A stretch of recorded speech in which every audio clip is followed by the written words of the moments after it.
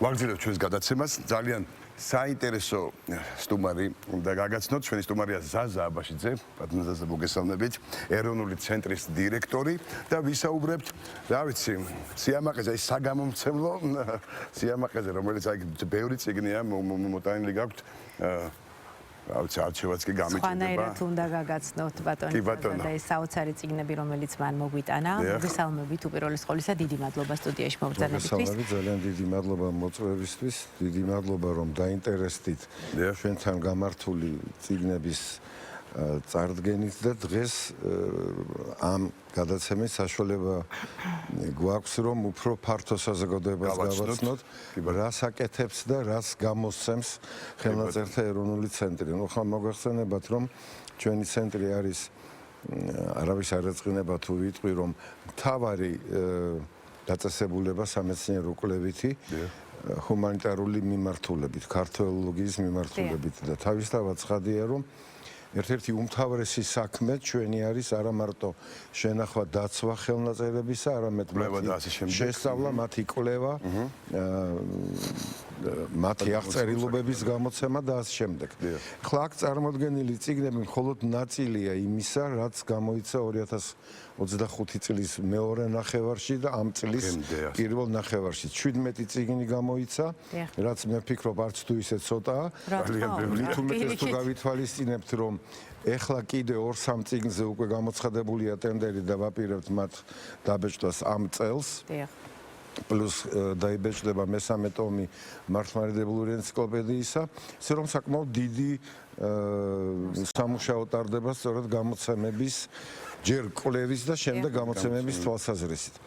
ხო, მოგეხსენებათ, რომ წლევანდელი წელი იყო და არის კიდევ ბოლომდე ივანე ჯავახიშვილის წელია. ივანე ჯავახიშვილს შეუსრულდა 150 წელი ამ უზარმაზარ ბუმბერას მეცნიერს და არა მარტო მეცნიერს, არამედ მოღვაწეს პიროვნებას და ცხადია, რომ ცოტა რამ სხვადასხვა სხვა წიგნების გამოცემა შეფერხდა კიდეც იმის გამო, რომ მთავარი აქცენტი გარატანილი იყო ივანე ჯავახიშვილის თხზულებების პირველი ტომის ნორმალურად გამოცემაზე. მოგახსენებთ, რომ 20 ტომეული პირველად საქართველოში ეს არ არის მარტო ჯავახიშვილისთვის და მის საიუბილეოდ გამოცემული. ეს არის ზოგადად ქართული ისტორიოგრაფიისთვის, ქართველოლოგიისთვის უზარმაზარი საქმე. პირველად გამოიცემა აკადემიური კრებული 20 ტომეული და აი პირველი ტომი ჩვენთან დაიბეჭდა. მე ის აღარ წამოვიღე საგანგებოდ, იმიტომ რომ თქვენს ეთერში უკვე იყო მასზე ლაპარაკი. ის მე წარვადგინეთ ჩვენს ცენტრშიც და რასაკვირველია წარადგინა ამ ბუმბერას ადამიანზე თითქოს ყველაფერი ვიცით. უნივერსიტეტმა არა, უამრავი რამ ჯერ კიდევ არ ვიცით. და ისორეთ სრული აკადემიური კრებული მოგცემს იმის საშუალებას, რომ ძალიან ბევრი მისი საზოგადოებრივი მოღვაწეობიდანაც ის დოკუმენტური მასალა, რომელიც ჩვენთან ინახება ხელნაწერთა ეროვნულ ცენტრში, არის 90% ივანე ჯავახიშვილის თხზულებებისა, მისი ხელნაწერებისა, მისი მიმოწერისა, ანუ მისი არქივი ჩვენთან ინახება. აქედან გამომდინარე, ცხადია, რომ ჩვენ ვართ, ასე ვთქვათ, საბაზისო ამ შემთხვევაში უნივერსიტეტთან და მეცნიერებათა აკადემიასთან ერთად, მაგრამ ჩვენ საბაზისო როგორც ამ წყაროს მფლობელნი. ივანე ჯავახიშვილი ამ შემთხვევაში როგორც წყარო, მისი თხზულებები, მის მიერ შესწორებული, მის მიერ გადაკეთებული, მისი პირადი ბიბლიოთეკა ჩვენთან კაბინეტის არის ივანე ჯავახიშვილის. და აი ახლა ბოლოს აი თქვენ ეს პატარა წიგნი რომ ნახეთ, თავიდანვე გეტყვით, რომ ახლა მალე ალბათ თვეში, 2 თვეში გამოვა წიგნი, რომელიც შარშან უნდა გამოსულიყო, მაგრამ ტექნიკური მიზეზების გამო ვერ გამოვიდა, ისიც ივანე ჯავახიშვილს ეძღვნება კერძოდ მის გარდაცვალების 85 წლის თავს. და იქ შევკრიბეთ ყველა ის ნეკროლოგი, რომელიც ცენტრალურ პრესაში დაიბეჭდა მაშინ და ყველა სამგლოვიარო განცხადება, გამოსათხოვარი სიტყვები და ამავე დროს ამ წიგნში გავაერთიანეთ ყველა არა, მაგრამ დიდი ნაწილი მოგონებებისა ივანე ჯავახიშვილზე, ისე რომ მალე ეს წიგნიც გამოვა ძალიან საინტერესო წიგნი და აი აპრილში სწორედ აპრილისთვის გვინდოდა აქაც დაგვაგვიანდა ცოტა, ნუ თქვენ იცით გამომცემლობასთან ურთიერთობა არც თუ ისე ადვილია ყოველთვის, მით უმეტეს ტენდერების პირობებში. აი ეს პატარა წიგნი, რომელიც წესით სამაგიდო წიგნი უნდა იყოს ყველა ისტორიკოსის. ეხლა უკვე ამ წიგნის საშუალებით GB-ის წიგნით შეიძლება იყოს და ყოველთვის საჭიროა ყველა ისტორიკოსისთვის დამწყებისთვისაც და დღეს უკვე საკმაოდ ხანში შესული ისტორიკოსებისთვისაც, იმიტომ რომ აქ ივანე ჯავახიშვილმა სრულიად ახალგაზრდა 27-28 წლისამ პირველად საჯაროდ და ღიად პრესის ფურცლებზე და შემდეგ სარკებიროშურად გამოსცა ეს წიგნი მამულის შვილობა და მეცნიერება. აქ დასახა ქართველი ისტორიკოსების მომავალი მუშაობის პრაქტიკულად გეგმა. რას უნდა წარმოადგენდეს ისტორიკოსი, რას უნდა აქცევდეს ყურადღებას. სწორედ აქ თქვა მან ის სიტყვები, რომელიც მე ძალიან ხშირად მეორდება ყველა ისტორიკოსის მიერ, რომ ყოველმა ერმა უნდა იცოდეს თავისი წარსული ისტორია, მაგრამ უნდა იცოდეს ჭეშმარიტი გაზვიადების გარეშე და ტყუილის გარეშე. ეს შეხსენება ყველა ისტორიკოსს ჭირდება დღესაც და ამიტომ მე ვფიქრობ, რომ ეს წიგნი ძალიან პოპულარული იქნება ისტორიკოსებში. და არა მხოლოდ შესაძლებელი იქნება მისი მეორე გამოცემაც. კიდევ ერთი წიგნი, რომელიც ჯავახიშვილს უძღვენით, ეს არის ცნობილი ისტორიკოსის დავით გვიტიშვილის წიგნი ივანე ჯავახიშვილი. ეს არის პირველი მონოგრაფია, რომელიც დაიწერა ივანე ჯავახიშვილზე 1959 წელს და ჩვენ ახლა საიუბილეოდ კიდევ ერთხელ გამოვეცით ამ ცნობილი მეცნიერის დავით გვიტიშვილის წიგნი. შემდეგ კიდევ ორი საინტერესო გამოცემა გვაქვს, უბრალოდ ერთი საინტერესო გამოცემა, რომელმაც მართლა ძალიან დიდი რეზონანსი გამოიწვია უკვე და დიდი მოწონება. აი ეს არის ქართველი მეფე პოეტები. პირველად და ეს პირველი ტომი, დიახ, პირველად ერთად შეიკრიბა ყველა ჩვენი ქართველი მეფის პოეტური ქმნილება. დავით აღმაშენებლის, დემეტრესი, თამარის, თეიმურას პირველის, არჩილ მეორის, ვახტანგის და თეიმურას მეორის. ერთად შეკრებილი, ცალ-ცალკე გამოცემული ყოფილა არაერთხელ. თავისი შესავალი წერილები, თავის კომენტარები, თავის გამოკვლევით, მაგრამ ერთად შეკრებილი, ყველა გამოცემასთან შედარებული და ხელნაწერებთანაც ჩვენთან ინახება ეს ხელნაწერები შედარებული, პირველად გამოიცა ორ ტომად, ისე რომ ყველა საშუალება ექნება ნახოს რას წარმოადგენდნენ ეს მეფეები. რაღაცა ხანდახან აუგად მოიხსენიებენ, რომ ეს მეფე პოეზიას გადაყვლენო, პოეზიას რო გადაყვლენ, ეგ არის საკვირველი იმ საშინლად რთულ ვითარებაში არის კიდე ამაში შესავალზე ლაპარაკი. ეს არის არა მარტო ჩვენი გამოცემა, არამედ კულტურული მემკვიდრეობა მომავლისთვის არის ასეთ საზოგადოებრივი ორგანიზაცია, რომელიც ჩვენმა მეცნიერ თანამშრომელმა ქალბატონებმა შექმნეს. ყველა წარმოდგენილია აქ ამ წიგნში ორ ტომში და მე მგონი ძალიან საინტერესოა. ყველასთვის, ვისაც არა მარტო პოეზია უყვარს, არამედ საქართველოს ისტორია და დანახვა ამ პოეტებისა, როგორც არა მარტო პოეტების, არამედ ისტორიკოსების, იმიტომ რომ ბევრი რამ პრაქტიკულად ისტორიულ რეალობას შეესაბამება ის, რაც არის მათ პოეტურ ქმნილებებში. საოცარი წიგნი. ამბოხი საქართველოს ეგზარქოსები. საქართველოს ეგზარქოსები ეს არის მღვდელ გიორგი მაჩურიშვილის მიერ დაწერილი, ჩემი რედაქციით გამოიცა. ძალიან საინტერესო პოპულარული ხასიათის წიგნია. ჩვენთან არის რამდენიმე სერია ხელნაწერთა ინსტიტუტში წიგნების. ერთი არის სამეცნიერო პოპულარული, ძალიან მნიშვნელოვანია, რომ სწორედ პოპულარული ენით და ახალგაზრდებისთვის და არა სუფთა მეცნიერული, წმინდა მეცნიერული ენით დაწერილი, რომელიც უფრო მარტივად წასაკითხი. არის კიდევ ერთი სერია ბიბლიოგრაფიული იშვიათობა, ანუ ის წიგნები, რომლებიც დღეს უკვე პრაქტიკულად აღარ არის, ან არის ბიბლიოთეკაში გაწვეთილი საშინელ მდგომარეობაში, აი ჩვენ ვცემთ ამ სერიასაც იმ წიგნებს, რომლებიც მართლა როგორი ტირაჟი აქვს თითო წიგნს? იცით რა, ჩვენ 300-400 სალზე მეც არ ვბეჭდავთ, იმიტომ რომ მოგეხსენებათ, რომ ბევრი დღეს არ არის დაინტერესებული ამ წიგნებით.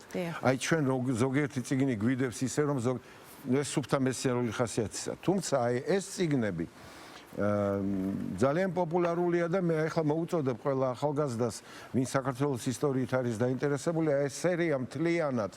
იქ დაწყებული ფარნავაზიდან და მე-12 საუკუნის საქართველოს ისტორია, იქ ფიროსმანის საფლავთან დაკავშირებული და მის ბიოგრაფიასთან დაკავშირებული, იქ ნოე ჟორდანიასთან დაკავშირებული წიგნი, იქ მარჯორი უორდროპთან, ესე იგი ძალიან ბევრი რამ საინტერესო, რაც ხელმისაწვდომი, უბრალოდ გასაგები ადვილად იქნება ახალგაზრდებისთვის და ეს წიგნის ეგზარქოსებზე. ჩვენ ახლა ვიცით, რომ ეგზარქოსები მეფის რუსეთის პოლიტიკას აწარმოებდნენ აქ, მათი იდეოლოგიური რუპორები იყვნენ, ასე ვთქვათ, მაგრამ მთლიანად რაც ტენდენცია არის სამწუხაროდ, რომ მთლათმხეცებად და ურწმუნოებად მათი დახატვაც არ შეიძლება. ობიექტურად უნდა შეაფასო. ზოგიერთმა მათგანმა რაღაც სასიკეთოც გააკეთა და აი ეს წიგნი მე ვფიქრობ ძალიან საინტერესოდ მოგვითხრობს ამ სასულიერო პირებზე. აი ეს წიგნი, ხო, ნუ აი ძალიან საინტერესო. მღვდელ მონაზონმა დემეტრე კუბეციამ თარგმნა ჩვენთან არსებული რუსულ ენაზე ქადაგებები წმინდა ამბროსი ხელაიას. ის საქართველოში ხანდახან იძულებული იყო რუსულად ეკადაგა და გარდა ამისა ის რუსეთშიც მოღვაწეობდა როგორც სასულიერო პირი და აი მისი ქადაგებები რუსულ ენაზე ჩვენთან არის შენახული. ნუ ეს არის ცხადია ნაწილი ამოკრებილი ამ ქადაგებებიდან. აქ არის მისი ბიოგრაფიაც ძალიან საინტერესო ნარკვევი. აქ არის გამოქვეყნებული მისი სიტყვა ილია ჭავჭავაძის დაკრძალვაზე ძალიან საინტერესო, ისე რომ მართლა ძალიან კარგი წიგნია. დიდი მადლობა უნდა უთხრათ მამა დიმიტრი კუბეციას და რედაქტორს მამა გიორგი მაჩურიშვილს, რომელთაც ძალიან კარგი საქმე გააკეთეს მე მგონი. და ამაზეც რო გითხრათ ბატონო. აი ეს არის სწორედ ქართული. აი ეს არის სწორედ აგეოგრაფიული ლიტერატურის ძეგლები. კი, აი ეს არის სწორედ ის ბიბლიოგრაფიული იშვიათობა. ეს ძეგლები ჩვენი ინსტიტუტის დამაარსებლის ილია აბულაძის რედაქციით შეიქმნა ეს სერია ძველი ქართული აგეოგრაფიული ლიტერატურის ძეგლები, სადაც ქვეყნდებოდა ჩვენი მთელი მართლა მარგალიტები ჩვენი აგეოგრაფიისა.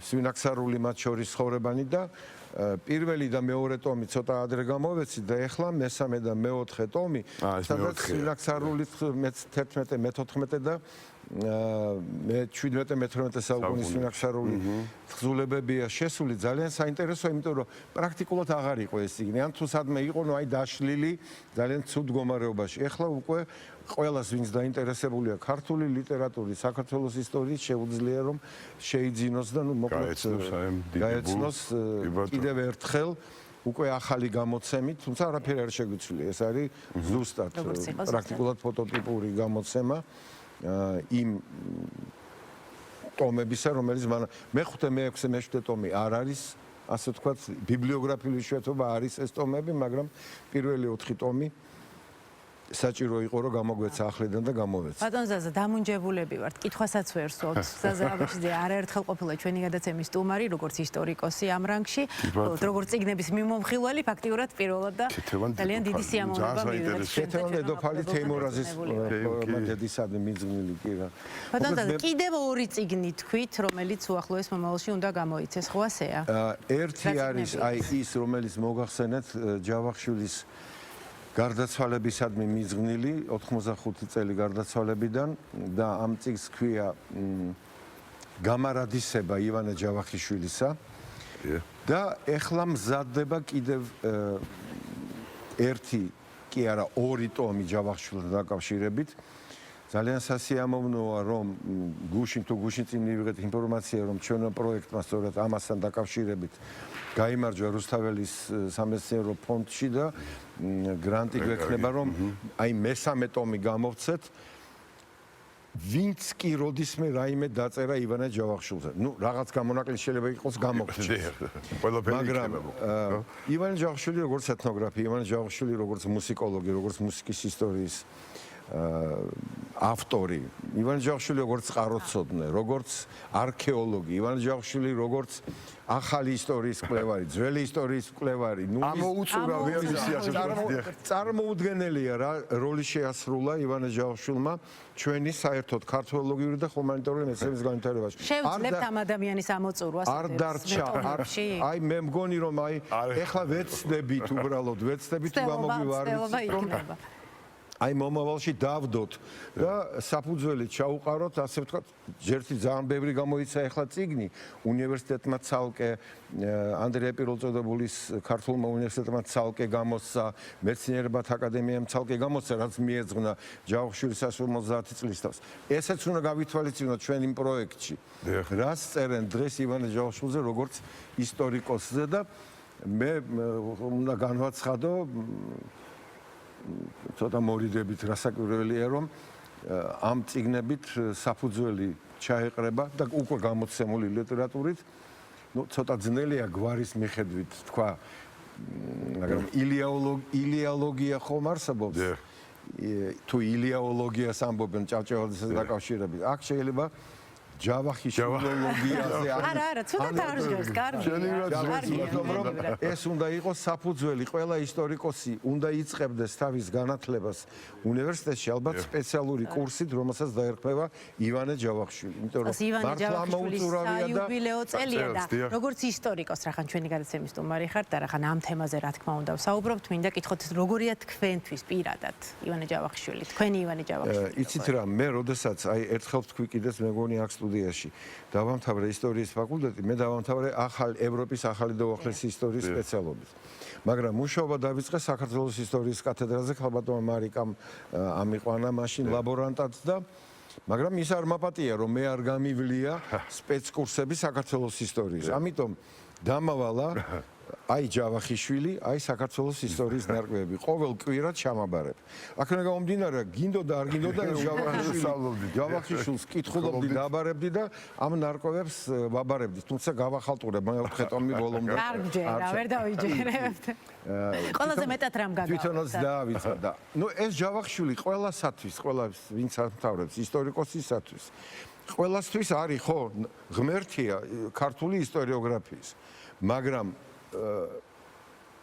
ეს სხვა კიდევ აბსოლუტურად სხვა რამ ყოფილა ეხლა უკვე როცა ვნახეთ ეს მასზე შექმნილი ლიტერატურა ვნახეთ თუ რამდენი რამ გააკეთა თუნდაც ტერმინოლოგია ორი დღე მოხდა ის ციხეში მე მახსენდება ამონარიდი მქონდა ეს 24-ში რომ ჩამოიყვანეს იქაც ლექცია ჩაუტარა მატიბრებს არა ეს იყო წარმოუდგენელი ადამიანი და კიდევ ერთხელ მინდა აღვნიშნო რომ უკვე არაერთხელ ითქვა რომ ეს იყო ადამიანი რომელსაც დაახლოებით 1907 თუ 8 წლიდან არ მინდა რომ შემეშალოს აწუხებდა კუჭი და კუჭნაწლავის პრობლემა ჰქონდა მოწამვლის შემდეგ. ნუ იმ პერიოდში თქვენ იცით რომ ალბათ მიუხედავად იმისა რომ პეტერბურგშიც მკურნალობდა, პარიზშიც და გერმანიაშიც მკურნალობდა, ნუ თბილისში თავისთავად ცხადია, მაინც ვერ განკურნეს და მუდმივი ტკივილით, მუდმივი დისკომფორტის პირობებში თან მით უმეტეს წარმოიდგინეთ 29-30-31 წლები რა იყო მისთვის